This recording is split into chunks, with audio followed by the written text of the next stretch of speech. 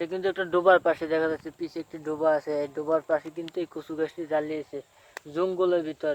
হ্যাঁ, যে কচু লাগানো হয়, মানুষে লাগায়, তা কিন্তু তা কিন্তু অনেক খেতে অনেক স্বাদ হয়, খেতে অনেক স্বাদ হয়, খেতে কিন্তু অনেক স্বাদ হয়।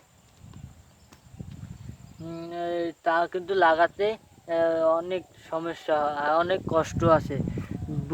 দেখা যায় যে এমনি এমনি কচু কিন্তু হয় না, কচু গাছ লাগালে তাতে কিন্তু প্রথম যখন লাগানো হয় তখন কিন্তু কয়েকদিন পানি দিতে হয়, তারপর কিন্তু কচু গাছটি হয়। যে এমন এইসব গাছ কিন্তু এমনি এমনি হয়ে যায়, এসব গাছ কিন্তু এমনি এমনি হয়, কেউ লাগানো লাগে না, কিন্তু ওইসব গাছ লাগাতে হয়।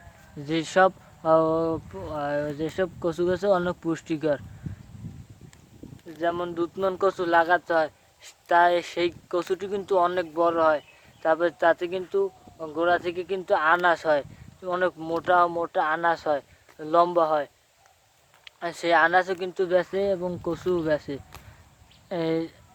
এরকমও কিন্তু বেশি লাভবান হওয়ার। গোড়া যে আনাজটা হয়, আনাজটা কিন্তু অনেক দাম হয়, কচুর থেকে কিন্তু আনাজের দামটা হয় বেশি। যেমন এইসব কচু কিন্তু বেশি বড় হয় না, এরকম চিকনি হয়, চিকন হয়, বেশি বড় হয় না। হয় এই কচু কিন্তু খায় অনেক মানুষই দেখা যায় এই কচু নিয়ে তারপর রেঁধে খায়। হ্যাঁ, কচুতে কিন্তু অনেক পুষ্টি, অনেক ভিটামিন। দেখা যায় চোখের সমস্যা হলে এই কচু খেলেও কিন্তু তা ভালো হয়ে যায়। এবং কচুতে কিন্তু অনেক ভিটামিন, অনেক উপকার হয়। যেমন এই চোখের জ্যোতি বাড়াতেও কিন্তু এই কচু খাওয়া হয়। এরকমও কিন্তু অনেক সমস্যার জন্য কিন্তু এই কচু খাওয়া হয়। হ্যাঁ, এই কচু কিন্তু এই যে দেখা যাচ্ছে চারিদিকে যে কচুটি, এটি কিন্তু সবখানে দেখা যায় হয়ে রয়েছে। কিন্তু হ্যাঁ, এই কচু কিন্তু অনেক উপকারী একটি গাছ। এই কচু গাছ দিয়ে যে বইটি হয় যে বললাম যে বই দিয়ে আবার গাছ হয়, হ্যাঁ সেই বইটাও কিন্তু খাওয়া যায়। সেই যে লতাটাও খাওয়া যায়।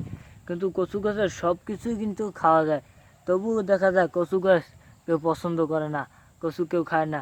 কচু খাওয়া কিন্তু অনেক উপকার। হ্যাঁ, সব কচু কিন্তু খাওয়া যায় না। হ্যাঁ, কচুতে কিন্তু সমস্যা হয়।